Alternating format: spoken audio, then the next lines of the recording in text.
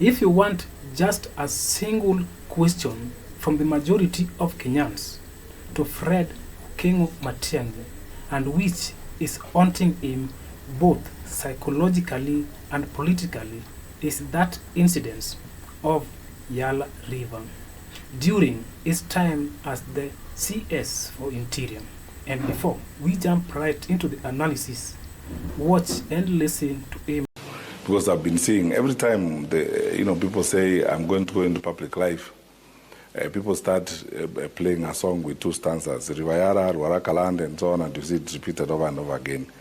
I've never had an opportunity myself to publicly look the cameras in the face and say this is what it is and so on. When in 2021, the issue of a report was published by a local media about bodies being pulled out of Yala, just like I saw last week and the week before. For us, we asked the Inspector General of Police, Matiangi, what was happening at that time.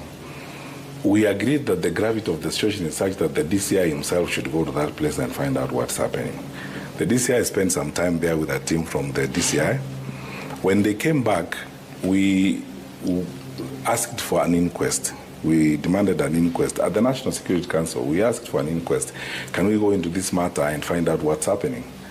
The DCI and the police told us, fortunately for us, their bodies. Let us get the families to claim the bodies, then we build the stories from there. We open the file, we take statements from the families so that we understand the circumstances under which these people disappeared and the circumstances under which their bodies were found in Yala. By the time we were leaving government, the file was open. It was not closed at that particular time because investigations were going on. And that's why I keep saying every time, what happened with the file? I didn't live with the file. In any case, I would have nothing to do with the file as a cabinet minister. That was a police matter. And our detractors or people who like to make negative claims about this are always, they choose when it is convenient for them to say these things. The police service is independent. When they are doing certain things, it's dependent on the minister at other times. As a minister, I would have nothing with that investigation. I wouldn't even influence it for any particular purposes, as it were. The file was open. We didn't live with the file when we left government.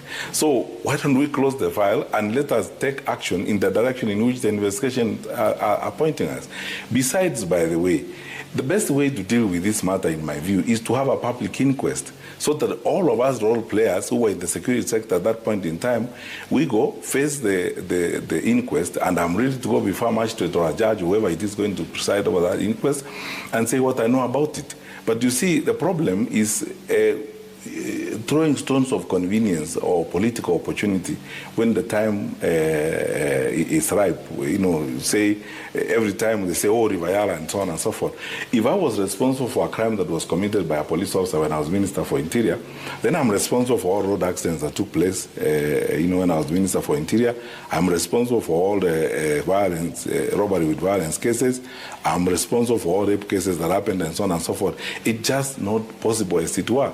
And even as we are seated here, there could be crimes that are being committed somewhere. Mm-hmm. We are not saying the minister is in charge. When the bodies were traced out there last week, I didn't hear anybody saying Kipchumba Murkomen is dumping bodies at Rivayala and so on.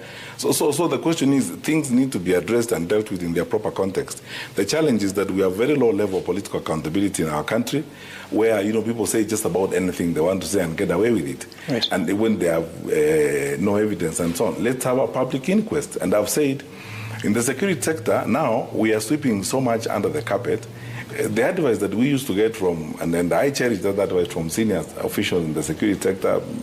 I hope he doesn't mind me saying this. My former director of intelligence, our director of intelligence, General Kameru, and the others, don't politicize security matters. When it comes to security, this is something that unites everybody, and it's something we need to look at objectively and fairly, as it were.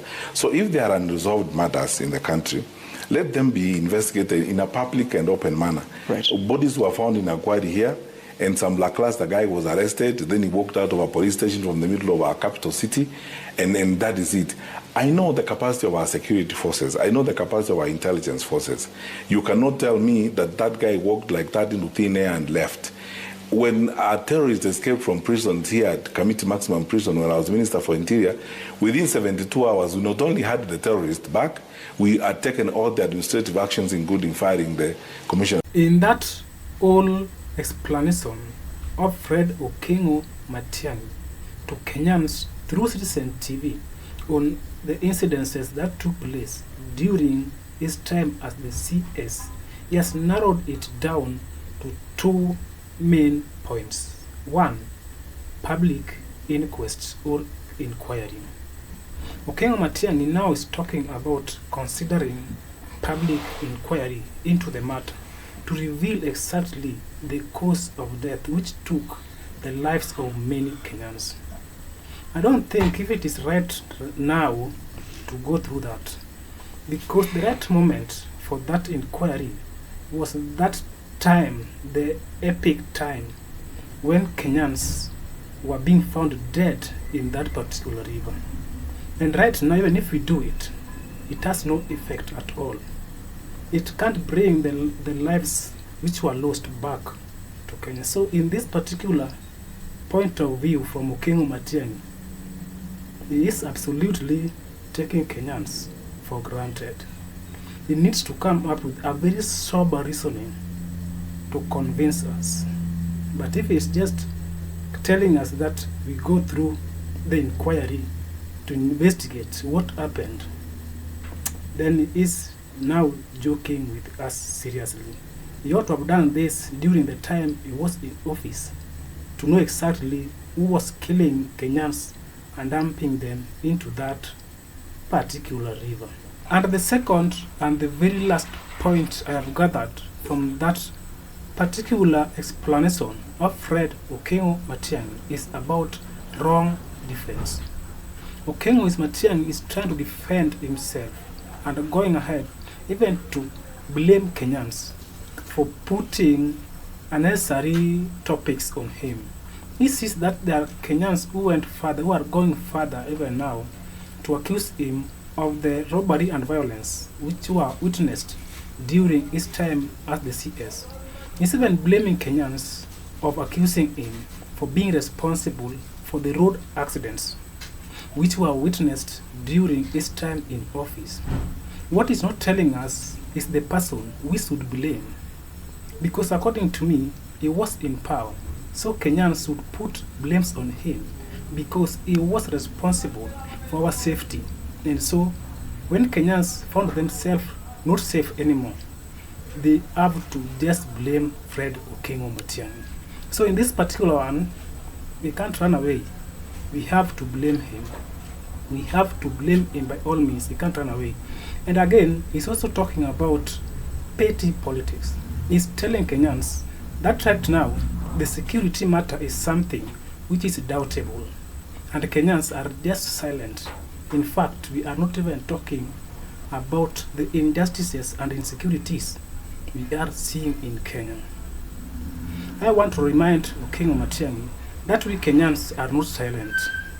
We were demonstrating just last week about insecurity, which is about abduction and extrajudicial killings. So that is not a silent. We can remind him that don't play blame games. Just tell us your point in relation to what we witnessed during your time in office. Don't just tell us about who we should blame and who we should not be blaming. Guys, that is my take. And if you have yours too, you can as well. Let me know in the comments below. Thanks for watching, and let's catch up soon in our next video. Bye and take care.